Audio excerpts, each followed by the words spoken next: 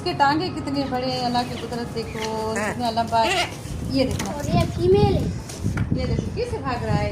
ये इसके हम जो है ना, ये देखो हम इसके पर भी जो है तो वो हमने काट दिए हैं, तो ये जो कबूतर जैसे है ना वैसे ये उड़ते हैं। तो आप लोग मुझे बताओ तो इसको हम कैसे ट्रेन करें। ये नहीं दो बार भाग गया यहाँ से, नीचे गया, चला गया।